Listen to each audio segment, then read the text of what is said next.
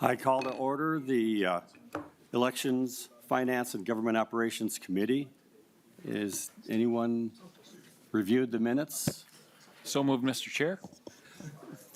Thank you, Representative Davis. All in favor of approving the minutes, say aye. Aye. Opposed, nay. Minutes are approved. Representative Altendorf. Mr. Chair, I would like to move HF 1667 before the committee.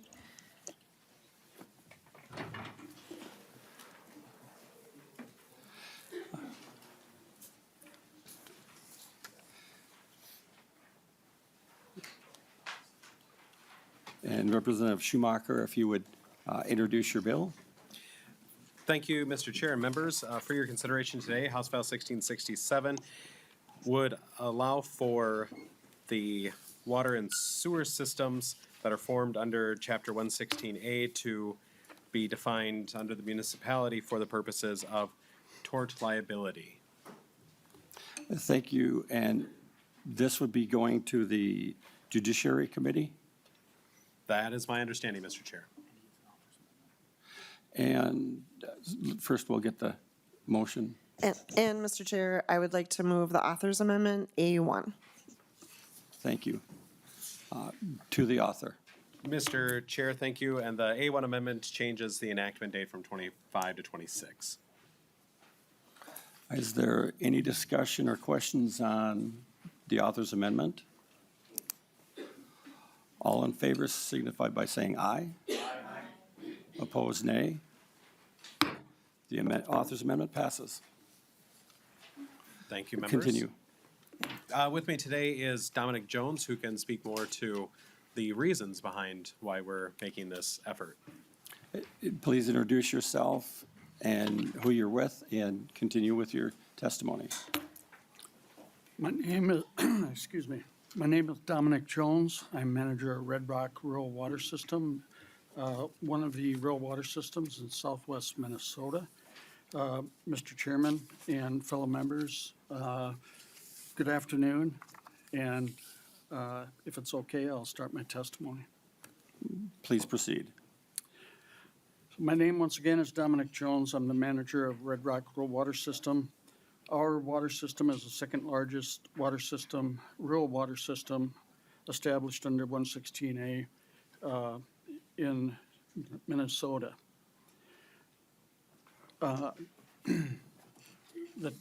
The largest is Lincoln Pipestone Rural Water. And altogether, there are 5 rural water systems currently in Minnesota. And we are specifically requesting to be included in Minnesota's statute 446. Our rural water entities are all government, not-for-profit organizations, which were created for the sole purpose of drinking water to many thousands of individuals and cities who reside within our system. If the water systems did not exist, those Minnesota residents would have to rely on water from private wells, which most often would not meet the standards of the Federal Safe Drinking Water Act. Lincoln Pipestone, for example, currently serves over 5,000 businesses, homes in the rural areas, and 37 cities. Our system, Red Rock Rural Water System, serves 26 homes, businesses in the rural areas, and 15 cities.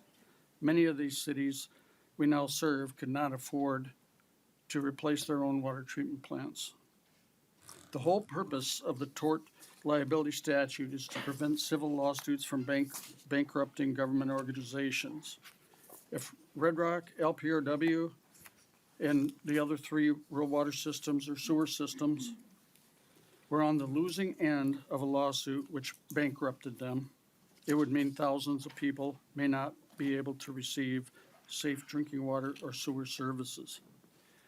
Minnesota statute 446 was first enacted in 1963, which was before any rural water systems or sewer systems were formed in Minnesota. LPRW was formed in 1978. RRWS, Red Rock, was formed in 1984. Furthermore, Minnesota Statute 116A was enacted in 1971.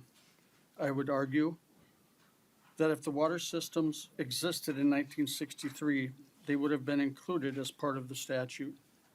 When the statute was initially enacted in 1963, it covered cities, counties, townships, districts, public corporations, and political subdivisions.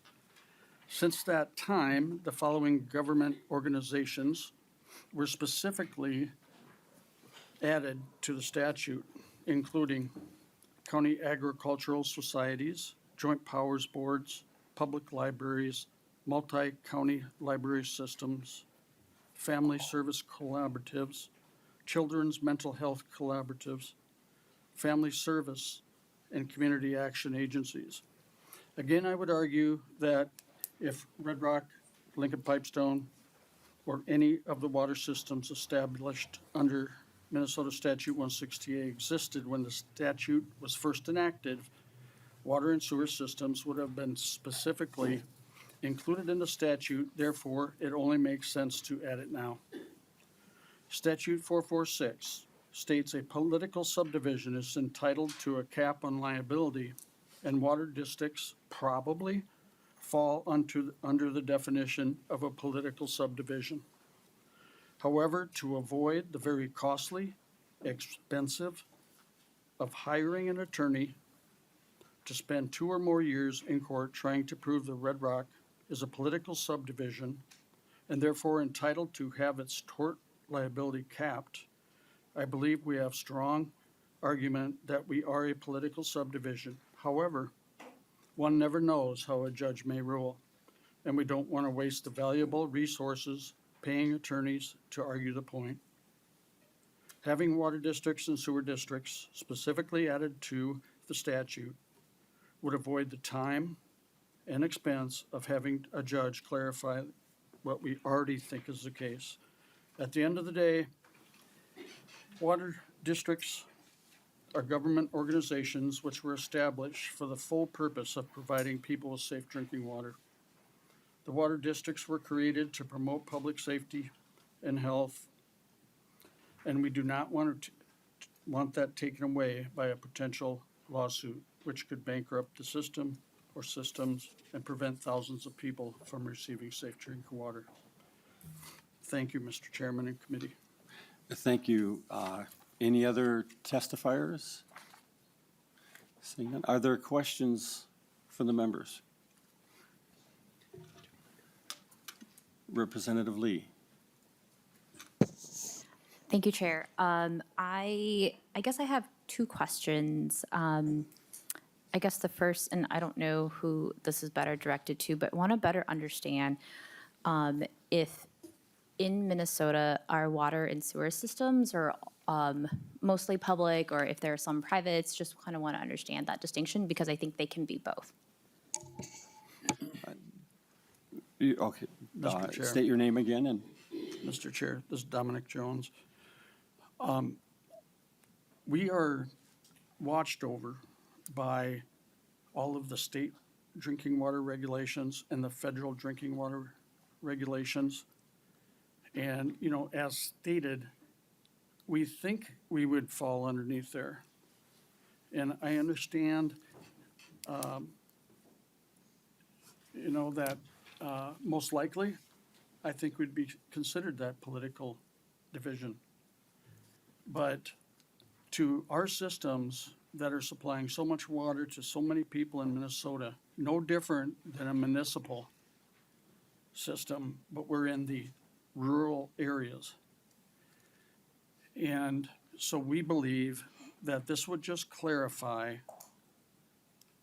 just as we have done in a previous bill last year, that we can put pipeline within road right-of-way, like a county, like the telephone companies that are already authorized to be in there. And so we were named with that, with the help of the capital here. And Representative Lee, before your second question, I can tell you that there are multiple small housing, so like, they'll be in a rural area and they'll put up 4 or 6 or sometimes maybe a couple dozen homes and they'll have a private well. That would be outside of this and would have, I believe, maybe a little more, loose on the adherence to regulations. I think there have been multiple problems with these private well issues. They're separate from here. But your second question, Representative Lee? Well, actually, I would just want to stay on this because I want to just better understand the well piece. But my question here is, right, like, so in St. Paul, we have like municipal water. And I understand the wanting to balance, limiting liabilities on this because we don't want ratepayers to pay like exorbitant amounts, like when something like bad happens, like, Flint, Michigan. But that's why I want to understand, right, like, if the difference between municipal and then like something privately owned, right? Like where we're in this space where water is starting to be privatized around the world. It already has been privatized around the world. And so I want to just explore the implications of what we're doing with this bill, which seemingly like very simple, but want to just better understand the impact of this to communities in Minnesota, right? Like if this were to pass. But want to understand, this bill is moving to another committee, right? To the Mr. Chair, to both of your points there, yes, it's moving the motions to go to the Judiciary Committee. And for the definition of what we're talking about for these water districts themselves, they're the ones that are filed under Chapter 116A, which that chapter title is the Public Water and Sewer Systems.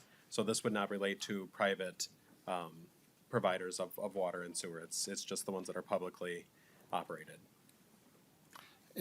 And my understanding is that it's not going to change any of the municipalities, their regulations. And it's saying that these would then be treated like similar public utilities.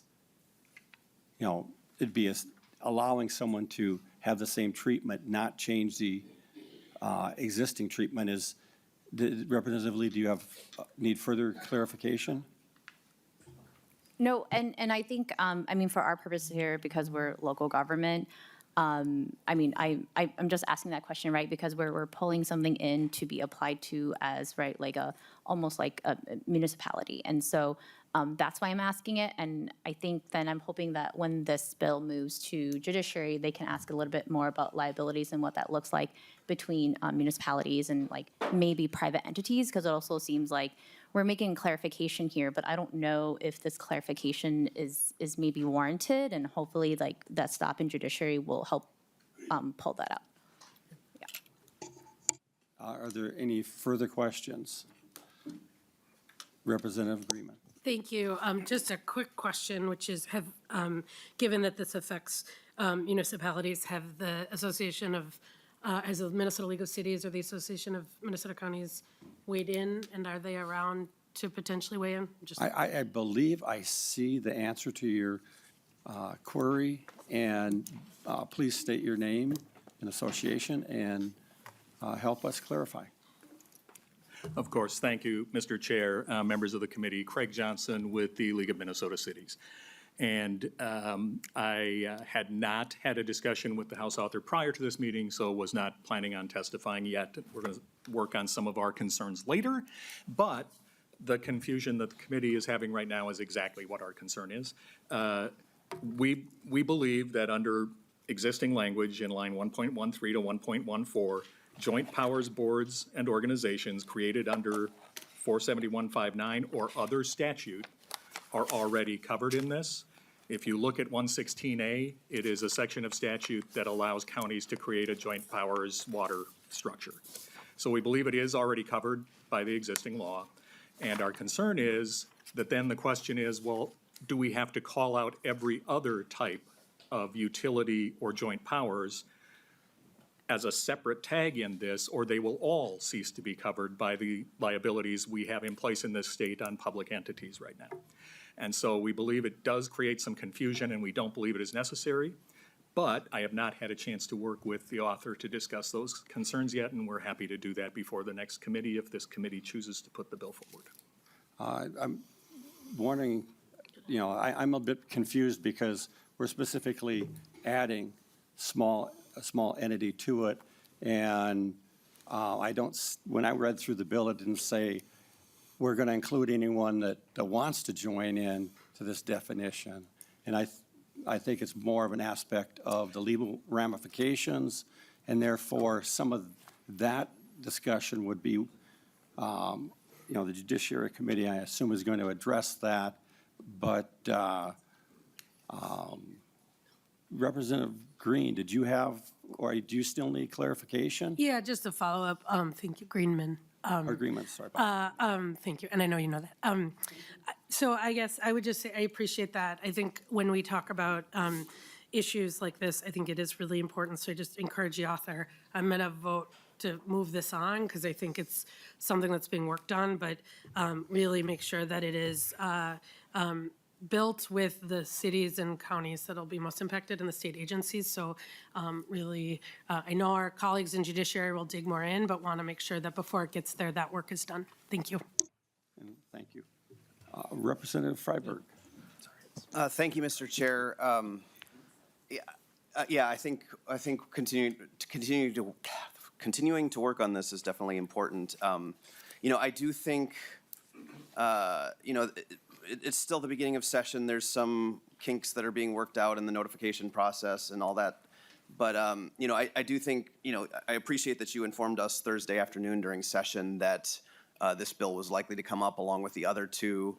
I know the practice in the House is that there be given 3 days notice of any bill hearing. Custom is that it was business days. So, this might also come up on the next bill, but I thought I'd bring it up here. But I do think it's important for the public to get sufficient notice about that these bills are going to be on the agenda as well. And I know the email didn't go out until Friday afternoon that this was coming up. So I do think, some of these issues could have been maybe worked out if that hadn't happened, if that had happened earlier. But I do think it might, I know there were some technological issues, and again, it's the beginning of session. So hopefully that sort of notice will get out sooner in the future, just so the public can be more adequately notified of what's on the agenda and that these sorts of issues can be brought to members' attention earlier. So thank you, Mr. Chair. And are there any other questions from members? Is there a desire by the author to make a closing statement? Not even a little bit, Mr. Chair. Thank you. And Representative Altendorf, are you renewing your motion that House File 1667 as amended pass and be re-referred to the Judiciary Committee? That is correct, Mr. Chair. Thank you. All in favor signify by saying aye. Aye. All opposed, nay. Congratulations. Thank you. to Thank the you, committee. committee members And and it chair. passes.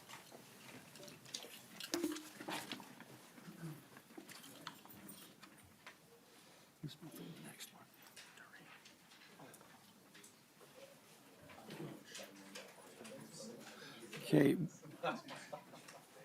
If the author of the next bill can come forward, I believe Representative Roach was going to make the motion. I move for House File 2526 be recommended to pass and be referred to the General Registry. And And if the author will introduce his bill, introduce yourself and then your bill. Thank you, Mr. Chair and committee. Thanks for having me today. I'd like to introduce, I guess I should introduce myself, Representative Duran. I'd like to say thank you very much for allowing me to present HF 2526 today for you guys, which we believe is a fix in the gap of helping out our first responders.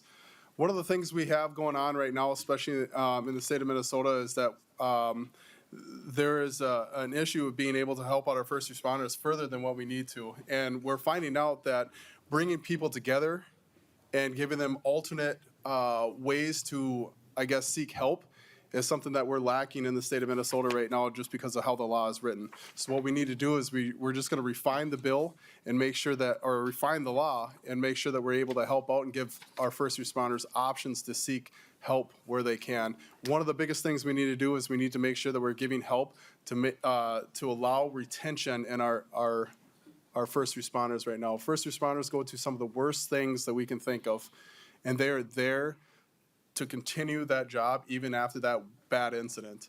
So in order for us to be able to give the services to keep people in the job, to make sure that they're out there going and help protect us is crucial. This bill is going to allow that. That's going to allow them to be able to seek help and be able to get the services that they need while in the duty itself. So thank you, and I'll pass it off to my testifiers. Please introduce yourself and go forward. Mr. Chair, committee members, my name is Chris Tatro. Thank you for having us in here in this bill today. So, as I stated, my name is Chris Tatro. I'm a medically retired Minnesota law enforcement, and I live with PTSD as a result of my service. I now serve as the president of a nonprofit organization called Hometown Hero Outdoors. We provide outdoor recreation for military service members, veterans, and first responders. I'm here today because of the gap in 471895, the local gift ban statute that is unintentionally creating barriers to prevent mental health support for our first responders. So let me be clear, first and foremost, though, this bill is not about gifts, it's not about perks, and it's definitely not about favors. It's about the mental health access and statutory clarity. As someone who ultimately retired because of cumulative trauma, I can tell you that prevention does matter, and access matters, definitely timing also matters. After the tragic loss of the first responders in Burnsville, our nonprofit partnered with licensed providers to organize a structured wellness day. It included equine-assisted therapy, resiliency discussions, and peer support programming, all voluntary and designed to help responders process trauma before it compounds. In addition to the wellness day, we organized a peer support angling event on Mille Lacs Lake, something we commonly do. Fishing charters with peers and coworkers provide a structured opportunity to decompress, connect, and reset in a healthy environment. Initially, some officers were told that they could not participate. Firefighters were told they could not participate due to the concerns about the gift ban statute. Later, the interpretation shifted and participation was allowed, but by that point, the uncertainty that had already made the responders hesitant. When the legal boundary is unclear, hesitation does set in. At the same time, it is not uncommon for public safety agencies to receive food or beverages from a community during a difficult period or loss or stressful times in their community. In some cases, certain activities were permitted while others were being questioned. That inconsistency, not the intent of the law, it creates confusion. In some municipalities, the statutes have been interpreted broadly, applying not only to official actions taken on duty, but also to voluntary off-duty participation in nonprofit-supported wellness programs. I deeply respect strong ethics. Public trust does matter. I wore the badge for years, and I understand that responsibility. But when the interpretation becomes so broad that it discourages a first responder from attending a peer support fishing trip, a wellness retreat, or a trauma recovery event on their own time, we have to ask whether the statute is being applied as intended. Where do we draw that line?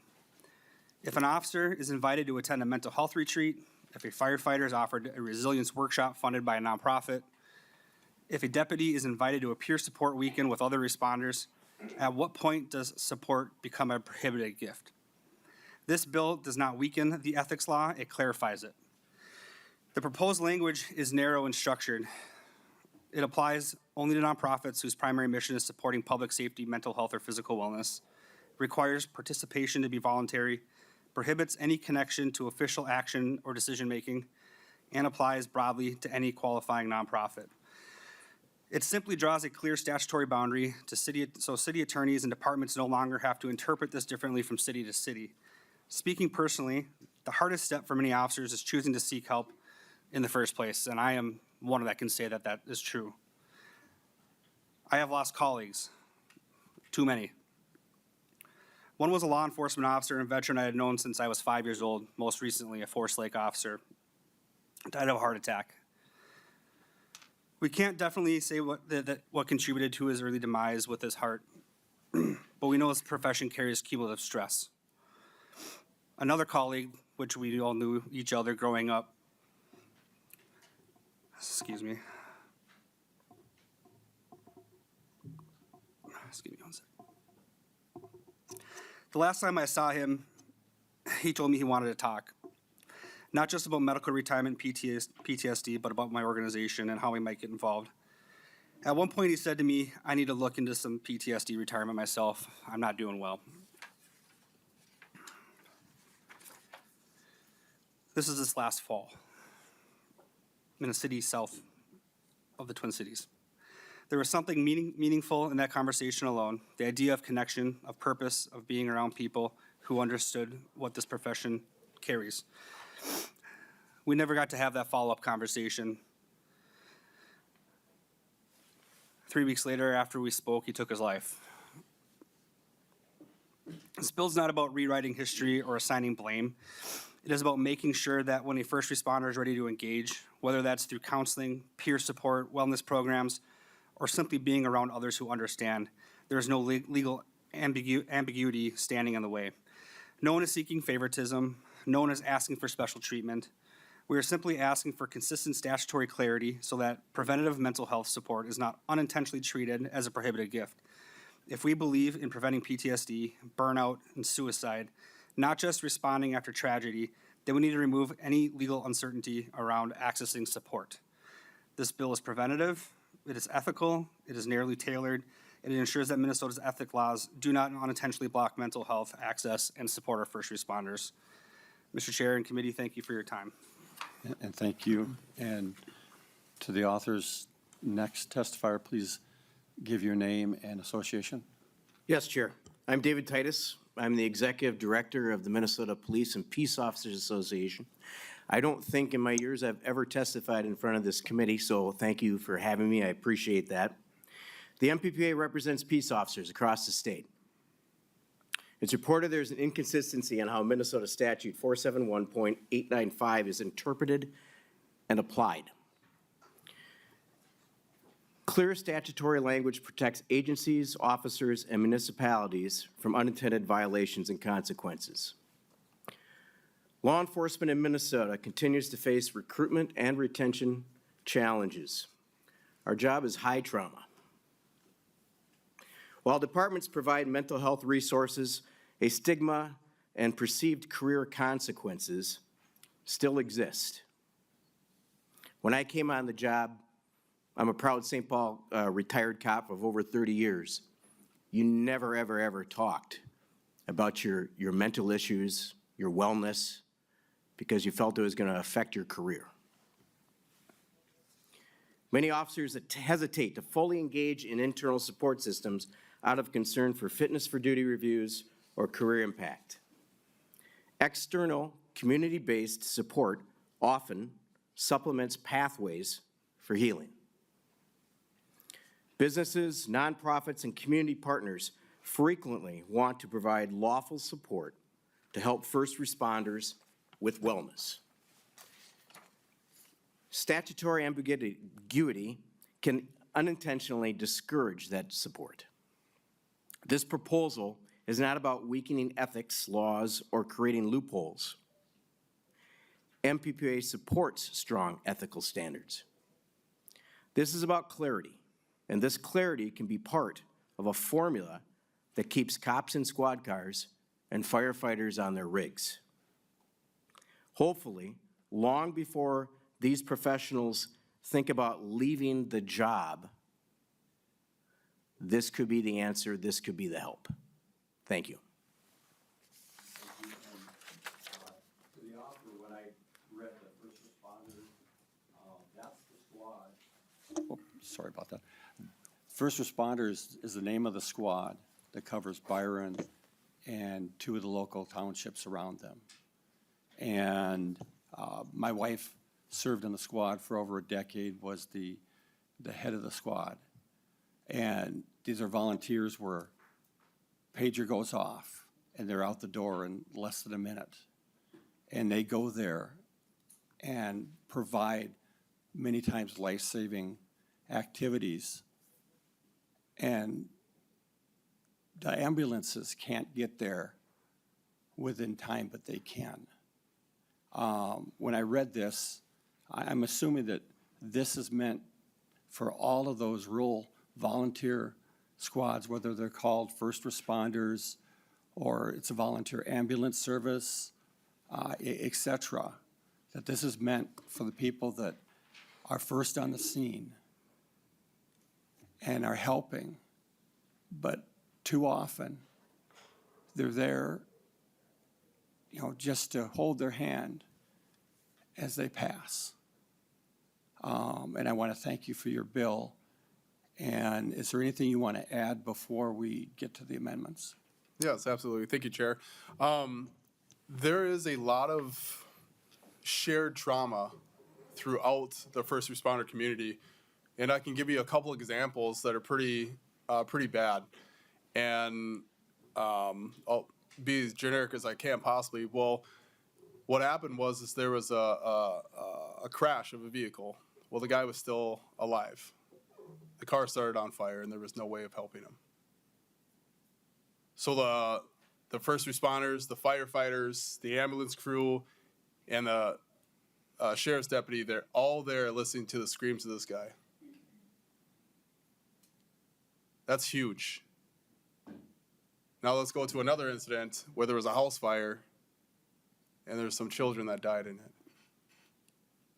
Not only is it the sheriff's deputies that got to show up, but the ambulance crew has to carry them out, and the firefighters have to find them. These are all traumas that we all share together. So this is not only going to help us all out, but it's going to help retention, but not only that, but it's going to help the people to keep a good mind when they're going there to help you guys. Everybody in our state. This is not a Republican or Democrat thing. This is going to be helping everybody out in our state. So thank you, Chair. Thank you. Did someone have an amendment of which they wanted to move? Yeah, Chair thank you, Freiberg. Mr. Chair. I do have a couple here. I guess before I move them, I just had a question for the bill author. So last year, I believe it was, we passed the bill related to the public safety officer memorials. I was just wondering if it's kind of important, I think, especially as we're doing committee work, that bill language be consistent. I just wanted, first of all, thank you both for your service, and I do think this bill addresses an important topic, but it is important that that bill, that the language be consistent, that it be crafted specifically to address an issue. So I was just wondering if you had a chance to work with the bill author of that one. It was Representative Berg's bill, I believe. To the author. Yep. Thank you, Mr. Chair, and thank you for that. In regards to that bill, I don't necessarily think that it actually opened or fixed the gap that we saw in this statute here, being able to help out for mental health and gifts and everything else, the consideration for that. I did not work with the Representative Berg on that, but this is just fixing the gap that we saw in this. So. Representative Freiberg. Thank you. I guess, like I said, so the two amendments we had, so just going back to what we discussed on the previous bill, first of all, we did do our best to get stakeholder input, to talk with other members, but just given the late notice of the posting, we weren't able to address, the potential issues we see with this bill. So we did get a couple amendments prepared. The goal was generally to make the language consistent with what was in the Public Safety Officer Memorial Bill. So the A1, I guess I will just move the A1, and hopefully these will be considered friendly amendments. The A1 is moved. Did you want to talk? Sure. So the A1 amendment just uses the term public safety officer and references the statute. I believe the term first responders is not actually defined in statute. So I know that was an issue that Representative Berg worked pretty extensively on, just to make sure it was targeted to the right group of people. So this would just make the language consistent. As I said, I hope it would be considered a friendly amendment. To the author, I believe the earlier bill that was referred to that passed was specifically aimed, like in the metro, you've got, you know, full-time and other officers. Did your choice of first responders, is that aimed to make sure that it would cover those outside of what the normal people think of as public safety officers? Or are you wishing to accept this as a friendly amendment? Thank you, Mr. Chair, and, thank you for the amendment. I will have to say I do not want to support the amendment on this. I think it narrows our scope of what we want to do and helping as many people as we can possible. So I cannot support the amendment at this time. So discussion on the amendment? Representative Freiberg and then Representative Coulter. Yeah, maybe I'll go first, then Representative Coulter. I have the definition here that's referenced.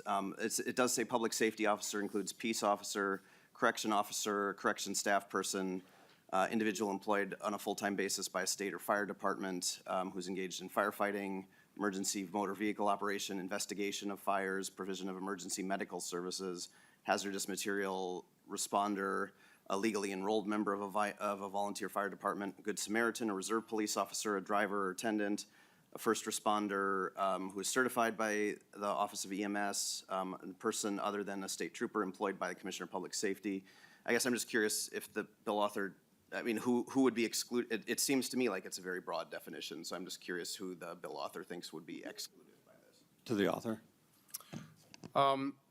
It was the fact that I don't think it covered the royal people like we wanted to, I guess, and helping with that situation. So it was just unclear for me. Representative Freiberg. Representative Coulter. Well, I was actually going to do just that.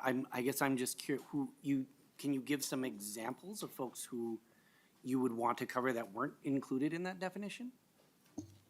To the author. But I would say it would just be a little bit more of the rural communities, what I was really looking at. I was just concerned it would just shrink our ability to help out our first responders maybe a little too much more than what I would like, so. Representative Coulter, there's a extreme diversity of entities in greater Minnesota with training and et cetera. Oftentimes, there may be a fire department and a separate first responder, and the names and exact activities they do is quite diverse. And again, these are all, volunteer outfits that are in rural America, or rural Minnesota. Representative Coulter. Well, we don't need to sort of belabor the point here, but it does, for example, because I was thinking in Bloomington, we are in the process still of transitioning from a paid-on-call, volunteer fire department to a full-time. So that's something that's still very much on my mind. And it does, for example, specifically state an individual employed by a fire department. It doesn't, for example, require that they're a full-time employee. So, and that's why I'm asking for examples. And I'm hearing only generalities that, this might cover some other people. And, like it even says, a good Samaritan while complying with the request or direction of a public safety officer to assist the officer. Like folks who happen upon a scene and are providing assistance. And I think the overall point here, Representative Duran, we haven't worked super closely together, but I know you're an honest guy. I don't think you're trying to do anything dishonest. I think you're trying to do a good thing here. And gentlemen, I appreciate you sharing your stories. Those are not easy stories to share under the best of circumstances, and sitting in front of a large group of people like this is not the best of circumstances. So I appreciate you sharing your story. I think the concern here is when we are talking about gift laws and we are using terms that are not defined in law. And if you had created a new definition, we could be talking about that. But right now, this bill, as it stands, expands the gift laws to cover a term that is not defined as far as I know, in state law. And so I think that's, that's where this is important. And I think if we had had more time, and we do still have more time to work on this, I think we could get to a place where it would do exactly what you folks want to do. And this, this amendment, I think, is a sort of first attempt at getting there. So I'm a little perplexed why we're not comfortable at least starting here. And then if more work can be done before this bill were taken up, I think we can do that. So I'm just, it's a little frustrating because we want to help you do a good thing that you're trying to do. Thank you. Representative Coulter, in these situations, there isn't, under the direction of law enforcement or public safety person. These are the ones that, the volunteers that show up quickly to save a life. And there's no other, they're not part of a fire department, they're not part of, frequently aren't. And I think the part you read of a Good Samaritan under the direction of, there is no direction of. And oftentimes, there's no one, we've got surrounding squads helping cover coverage when people are away because there's so few. And this adding support is to help those few continue on, because I know specific people. I can picture their faces that after a tragic accident that they were involved in, they couldn't do it anymore. So I'll have the author talk about, if you want to address that was brought up by Representative Coulter. Thank you, Mr. Chair. And yes, it wasn't really clear to me that those individuals, like Chair Quam was talking about, those volunteers and then, possible dispatchers that would share that trauma would be accepted into that realm. So this is just clarifying that a little bit more and cleaning that up a little bit, that we feel that we're going to be able to get the whole group of people that show up, not just a certain few, so.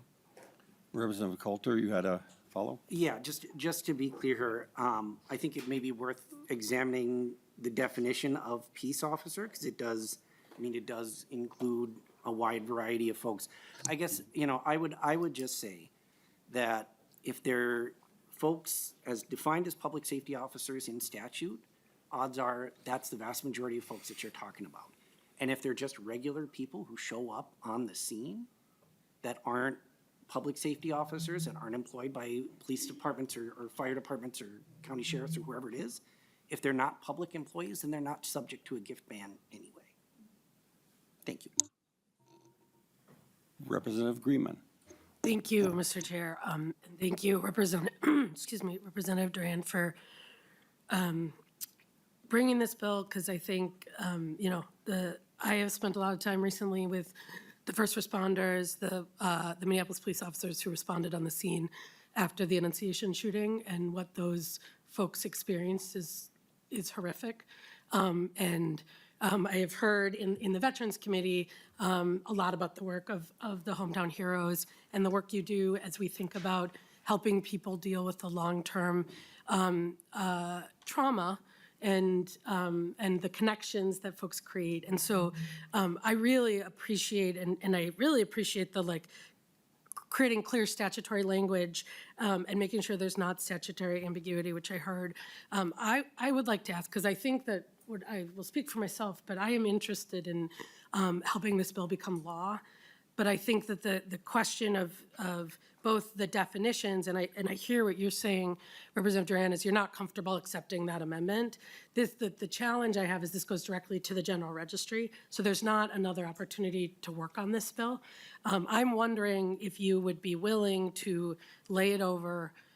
We can do some of this work so that you're comfortable and the folks who you've been working with are comfortable with the definitions, because again, I heard you saying part of the reason we're doing this is to make sure, and knowing that the gift ban, and I've heard a lot of this, we don't want it to get in the way of the work and the relationships and the kind of services are being provided. And I think what you're hearing from my colleagues and I is having some definitions. There's a few places in here which are not defined in statute, which could create more ambiguity, not less. So in the interest of actually passing this bill, I'm wondering if you'd be willing to lay it over, and in a good faith, this is not a gotcha. I think many of us are uncomfortable with sending it to the general register today without doing that work. And so wondering if that is one option that we could approach. To the author. Thank you, Mr. Chair. And, you know, in order for to help this bill out and to make sure everybody feels comfortable, I have no problem working with you, trying to get this thing through. So, I guess if we're looking at, either killing this or working on this, I would rather work on this, so. Can I- Representative Greenman. It feels like a good option. We should withdraw our amendments, I think, and then lay it over and keep working on it. I think that there's not an intention at all to, like, getting what you have described and what your testifiers described needing. I'm particularly interested in sort of the organizations who provide this work and making sure we're rooting it in that clear statutory language. I think laying it over, continuing to work on it, bringing it up with a little more clarification is what I would suggest if you're willing for that. And before you respond, when I saw this, the first thing that came to mind is we don't want to narrow it and leave out some of these groups. And maybe it's 8 people in the group, but they are key to the area. So to the author, it is your ship that let us know what you want to do now. I appreciate that, and, you know, if it's gonna be in good faith, I have no problem trying to work with, our colleagues here to try to get this thing through without any issues, so. Mr. Chair, Representative McDonald. thank you. Just some questions before the author decides to lay it over or to continue to work on it. This is the committee and this is the area in which we work on it. I would like a House nonpartisan research, Ms. Griffin or Ms. Gehring, to explain what the amendment will do or would do to Representative Duran's bill, his bill, House File 2526, specifically. I know that Representative Freiberg mentioned it, but I'd also like to hear it from you to clarify any misunderstandings. Ms. Griffin. Chair Quam and members, what the A1 amendment does is it adds a definition of a public safety officer. That definition is in section 299A.41. It's also the definition that's used in the law that passed last year that relates to gifts allowed after an officer is killed in the line of duty. And it replaces an undefined term in the bill, the term first responders, with public safety officers, which would then link back to that defined definition. Mr. Chair. if I can Representative respond. McDonald. Yeah, thank you. Yes, that's what I figured that was doing. I think just a suggestion to see what this committee members think, and especially the author. And then, Ms. Griffin, what would it do if we added under page 2, lines 1 and 6, instead of delete, we would add first responders and public safety officers? Therefore, we're not negating what the author of the bill wants, Representative Duran. It gets to the first responder, and it's addressing issues that Representative Freiberg's A1 amendment, that it also offers public safety officers, which could be a pretty big definition, which I think you'd want clarity and definition. So if that is something that we could discuss, I would like to make an oral amendment if it would be accepted. Ms. Griffin, in your answer, because the phrase or title officer is included, my concern is the interpretation by a judge that it's an officer or is stated in the definition under the direction of, or isn't, a lot of them are directed as being, employees, people underneath a police department or a fire department or, an organization, whereas some of these entities really aren't underneath them. In fact, the first responders that I'm familiar with actually have a agreement with local government, but they're not directly under the local government. So would just the officer portion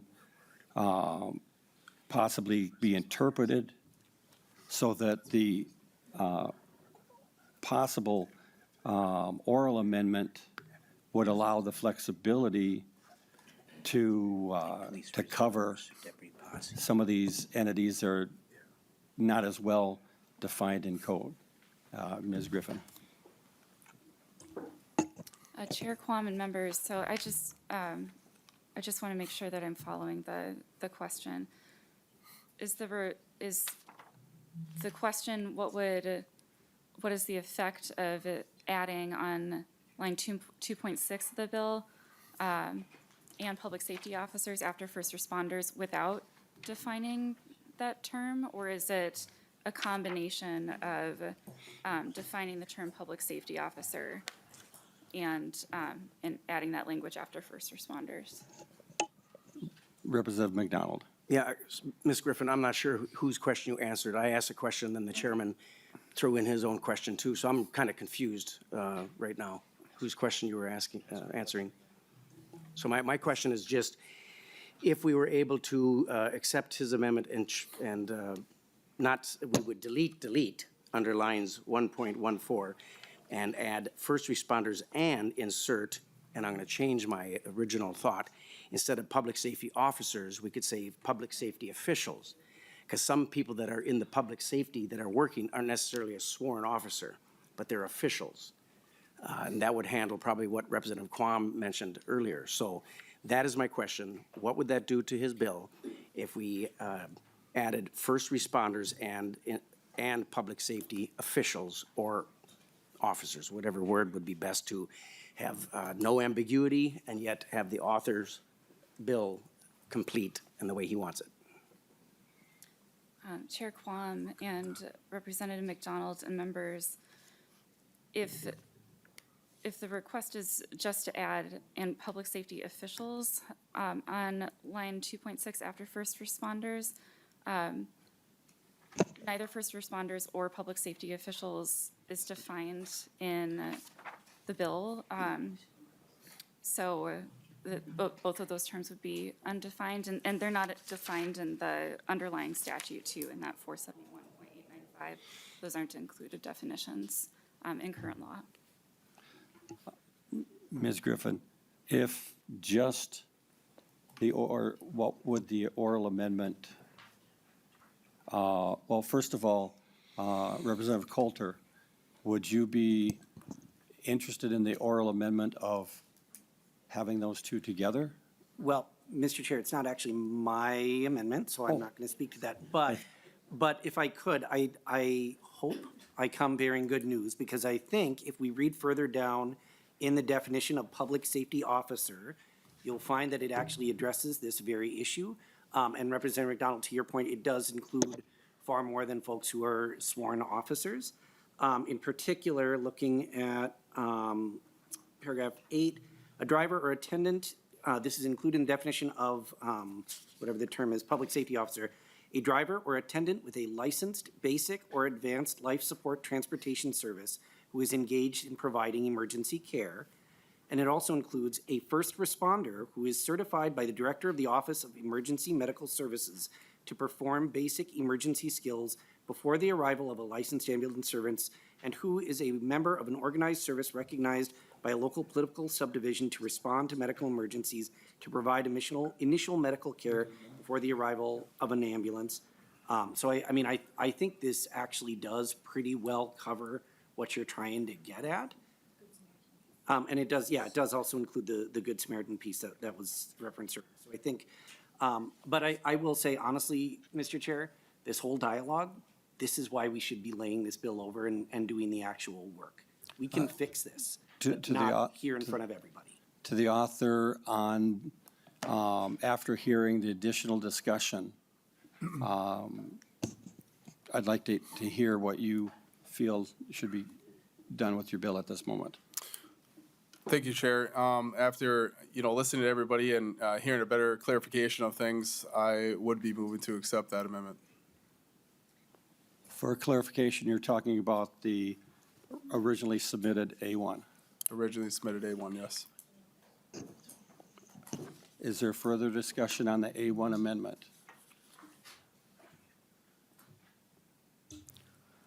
Representative Freiberg. Yeah, thank you, Mr. Chair.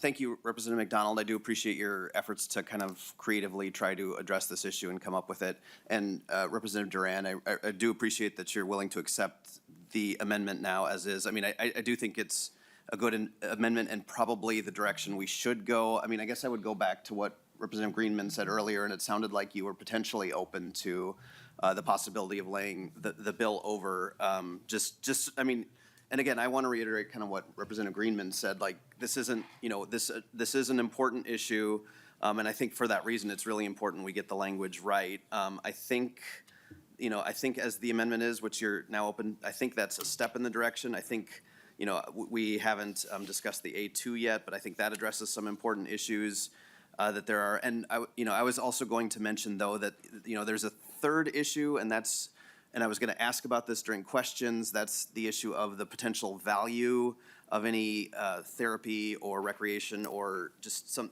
carve out to the gift, because I do have the gift ban, because I do have some concerns that when you're talking about undefined terms like, such as, I'm sorry, I have a mess of amendments in the bill here, recreational activities, wellness days, there is a potential there for things we wouldn't want to happen. So I think it's important to have some limitation on the value of gift. Now, we spent some time trying to come up with an amendment that would do that, but we were having some trouble, just given kind of the late notice that this was posted. We had some trouble finding a thing to tie it to that kind of made sense. And that's the sort of issue I'd be really interested in working with you on. I know our committee members would as well. So, I mean, I guess I would, this bill doesn't have another committee stop, so I do think this is the logical place to do it. And again, our goal is just to make this language work as well as possible. So if you were still open to potentially laying the bill over just so we could work on some of these issues, I think that would be the best course of action.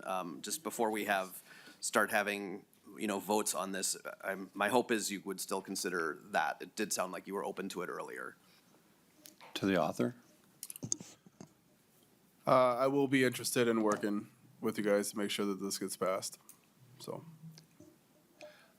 And what I'm hearing is, and my interpretation is that the preference is to lay this bill over and then do some work and have this brought off the table at a later time, because it is very important that we get this in a form that will pass the House and be signed.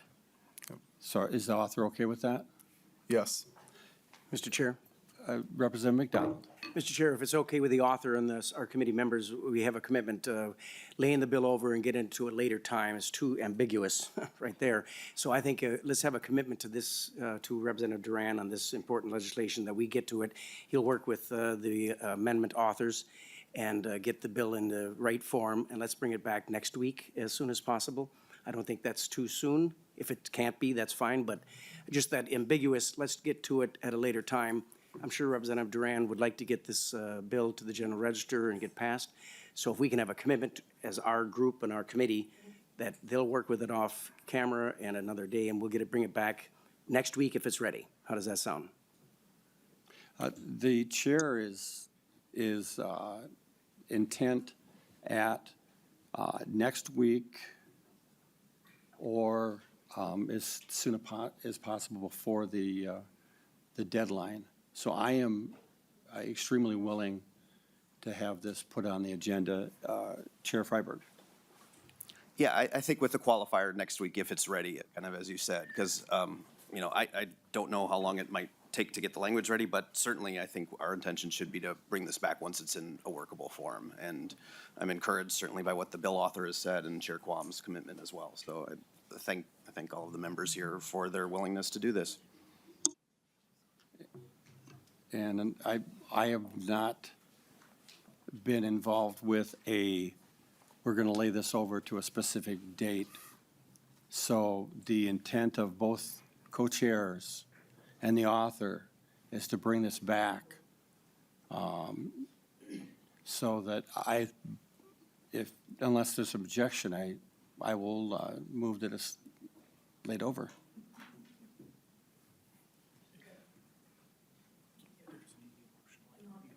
Okay, well, then I'll just lay it over.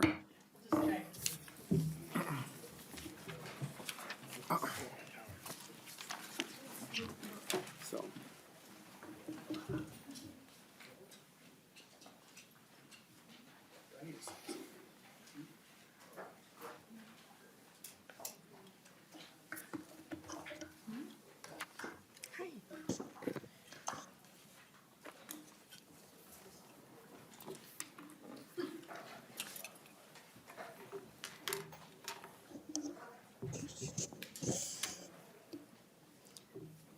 Mr. Chair, if you'd like to go ahead and move your bill.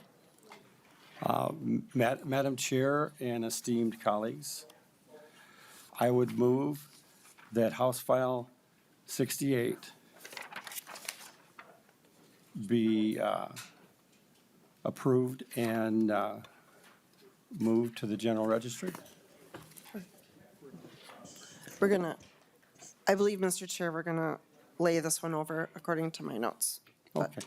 Then I will bow to the authority of the chair and my esteemed colleagues to lay this over. All right, and thank you, Mr. Chair, and seeing there's no amendments, if you would like to describe your bill to the committee, please.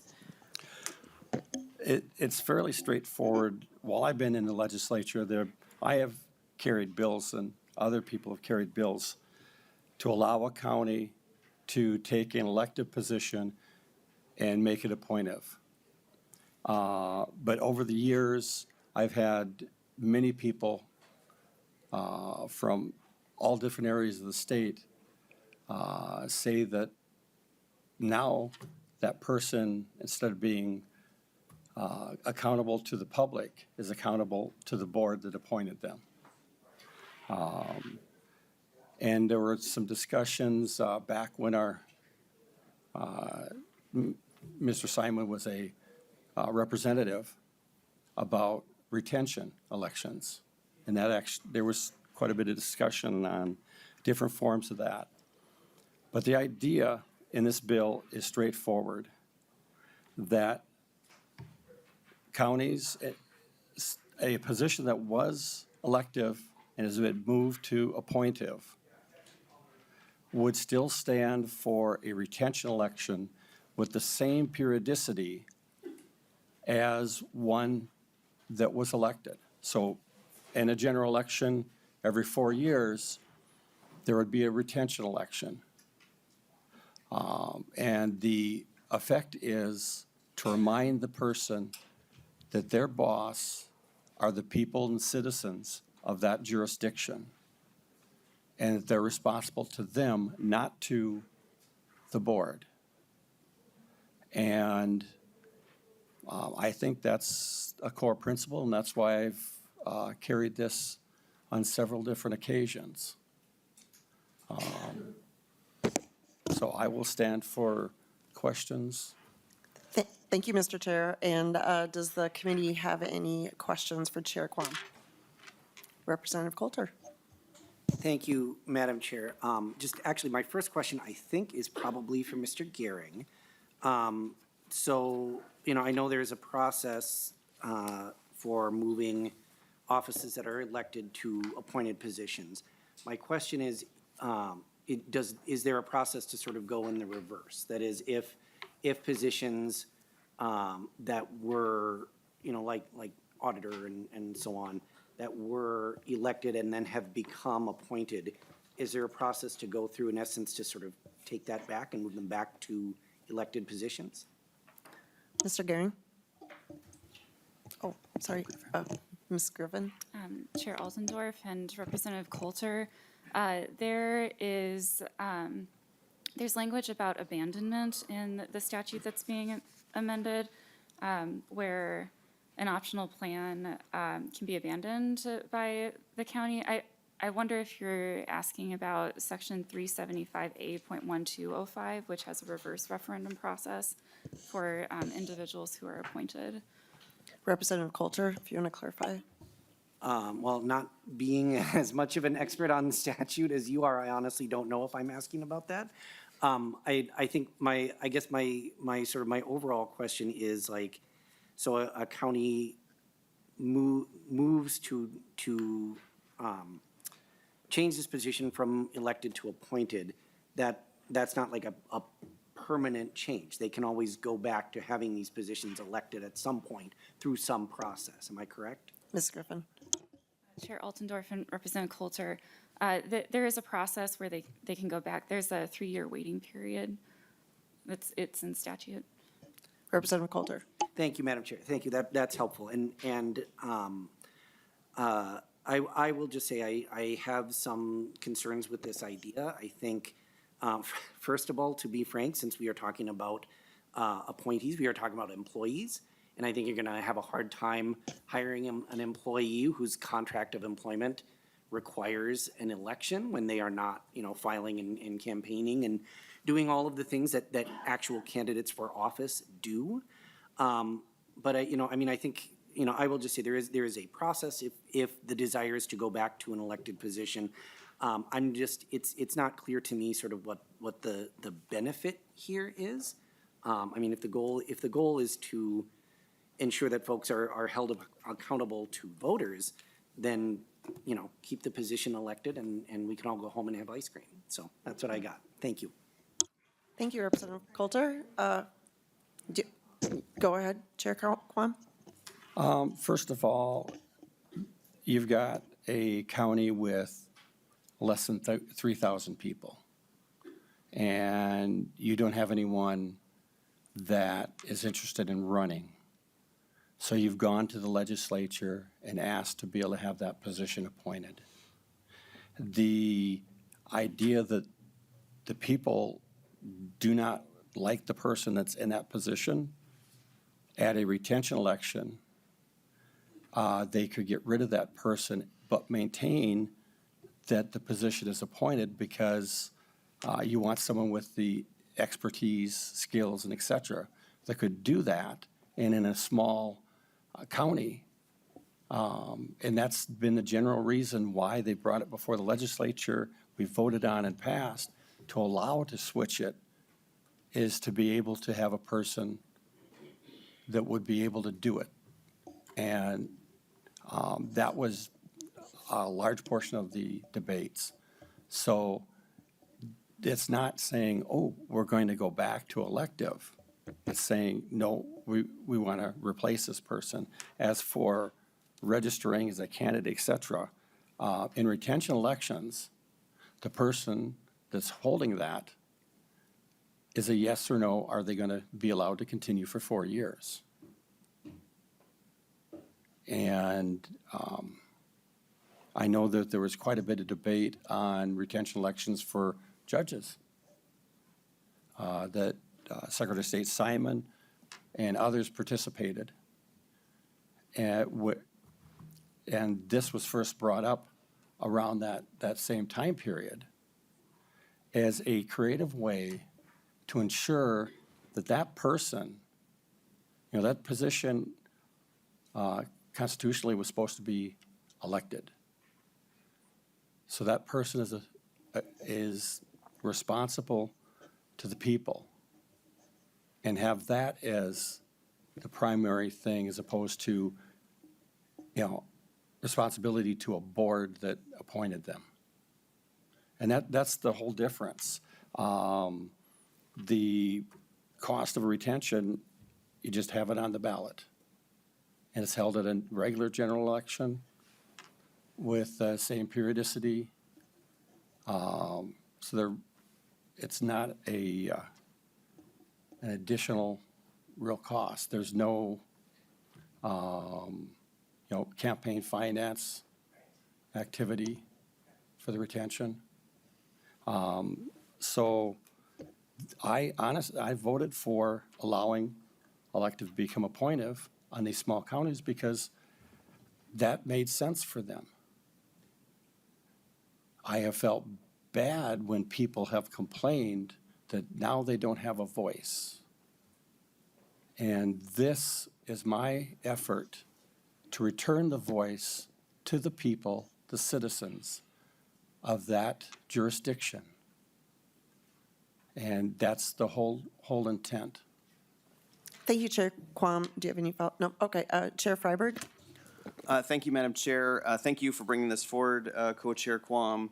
I mean, it is an interesting idea, and I do think there's certainly value in making sure as many elected, as many public officials as feasible and practicable are elected as possible. You certainly want to have the public to have a voice. I do think when you're talking about positions that require certain technical skill sets, that may not be a perfect fit. If you're talking about sort of broad policy decisions that people can, that, anyone should be able to make, then absolutely those should be elected positions. I'm not sure that fits in this case. And I know the law this is relating to is part of a compromise, a bipartisan compromise in 2019 to make some of these positions appointed because of their technical nature. And I know there's a letter in your packets, members, from the Association of Minnesota Counties and the Association of County Officers expressing some concerns with the legislation. All that being said, I am glad this is being laid over. I think that's probably the appropriate step so we can, similar to the last bill, if there are, some changes we can make that might address some of those concerns, I think that's certainly a good thing to do, and appreciate that we're having this discussion and that we'll be able to continue to have it and not have to vote this out. So thank you, Madam Chair, and thank you, Co-Chair Quam. Thank you, Chair Freiberg. Is there any other discussion of the members? Then Chair Quam, closing comments? Unfortunately, the 48-page closing speech I left at home. So thank you, and we'll see each other on Wednesday. Okay, thank you. With that, I lay file 68 over for possible inclusion.